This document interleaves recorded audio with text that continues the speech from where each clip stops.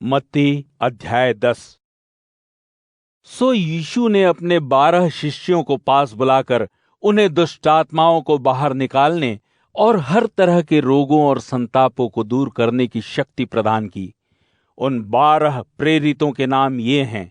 सबसे पहला शमौन, जो पतरस कहलाया, और उसका भाई अंद्रियास, जब्दी का बेटा याकूब और उसका भाई यूहन्ना, फिलिप्पुस, बरतुल्मै, थोमा, कर वसूलने वाला मत्ती, हल्फै का बेटा याकूब और तद्दै, शमौन, जिलोत और यहूदा इस्करियोती, जिसने उसे धोखे से पकड़वाया था। यीशु ने इन 12 को बाहर भेजते हुए आज्ञा दी, गैर यहूदियों के क्षेत्र में मत जाओ तथा किसी भी सामरी नगर में प्रवेश मत करो, बल्कि इस्राएल के परिवार की खोई हुई भेड़ों के पास ही जाओ और उन्हें उपदेश दो। स्वर्ग का राज्य निकट है। बीमारों को ठीक करो, मरे हुओं को जीवन दो, कोढ़ियों को चंगा करो और दुष्ट आत्माओं को निकालो।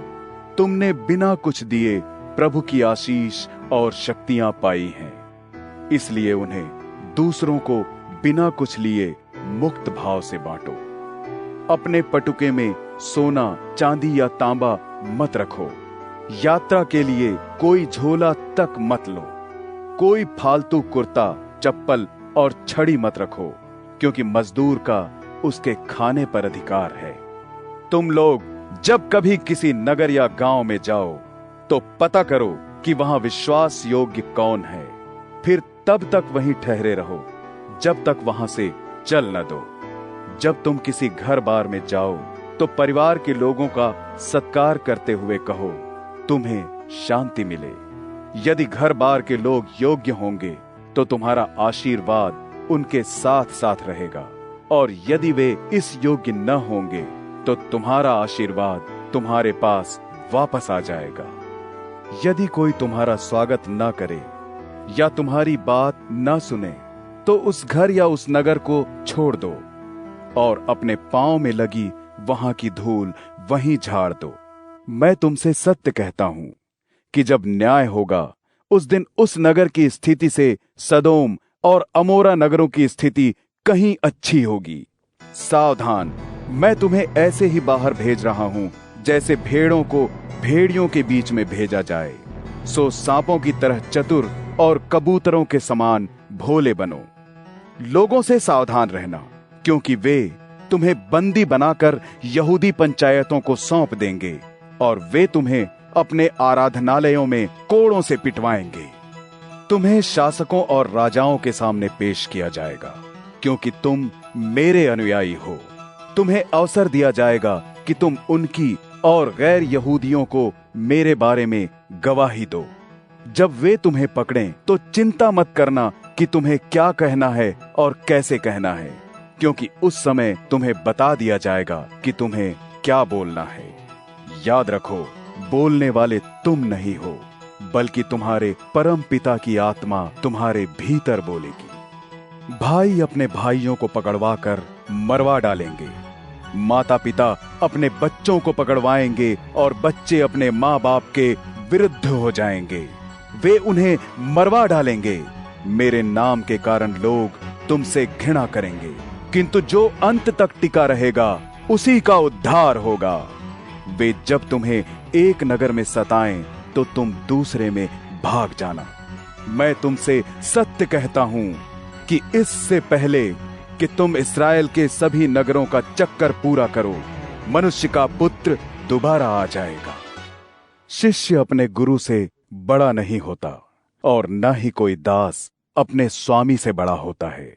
शिष्य को गुरु के बराबर होने में और दास को स्वामी के बराबर होने में ही संतोष करना चाहिए। जब वे घर के स्वामी को ही बेलजाबुल कहते हैं तो उसके घर के दूसरे लोगों के साथ तो और भी बुरा व्यवहार करेंगे। इसलिए उनसे डरना मत, क्योंकि जो कुछ छिपा है सब उजागर होगा और हर वह वस्तु जो गुप्त है प्रकट की जाएगी। मैं अंधेरे में जो कुछ तुमसे कहता हूं, मैं चाहता हूं उसे तुम उजाले में कहो। मैंने जो कुछ तुम्हारे कानों में कहा है, तुम उसकी मकान की छतों पर चढ़कर घोषणा करो। उनसे मत डरो जो तुम्हारे शरीर को नष्ट कर सकते हैं किंतु तुम्हारी आत्मा को नहीं मार सकते। बस उस परमेश्वर से डरो जो तुम्हारे शरीर और तुम्हारी आत्मा को नरक में डालकर नष्ट कर सकता है। एक पैसे की 2 चिड़ियाओं में से भी एक तुम्हारे परम पिता के जाने बिना और उसकी इच्छा के बिना धरती पर नहीं गिर सकती। अरे तुम्हारे तो सिर का एक एक बाल तक गिना हुआ है, इसलिए डरो मत। तुम्हारा मूल्य तो वैसी अनेक चिड़ियाओं से कहीं अधिक है। जो कोई मुझे सब लोगों के सामने अपनाएगा, मैं भी उसे स्वर्ग में स्थित अपने परम पिता के सामने अपनाऊंगा। किंतु जो कोई मुझे सब लोगों के सामने नकारेगा, मैं भी उसे स्वर्ग में स्थित परम पिता के सामने नकारूंगा। यह मत सोचो कि मैं धरती पर शांति लाने आया हूं।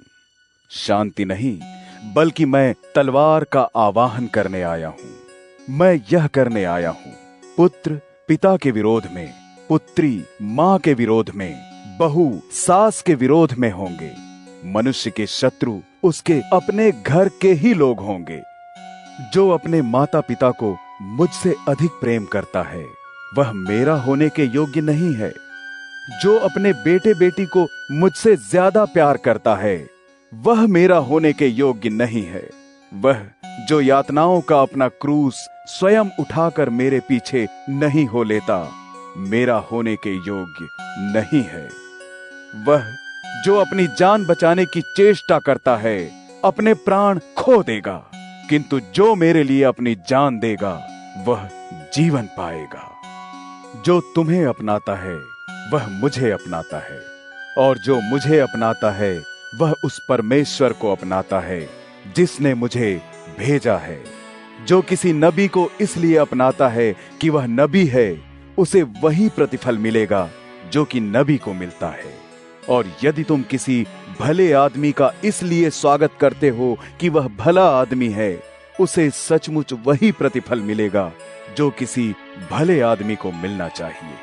और यदि कोई मेरे इन भोले भाले शिष्यों में से किसी एक को भी इसलिए 1 गिलास ठंडा पानी तक दे कि वह मेरा अनुयायी है, तो मैं तुमसे सत्य कहता हूं कि उसे इसका प्रतिफल निश्चय ही बिना मिले नहीं रहेगा।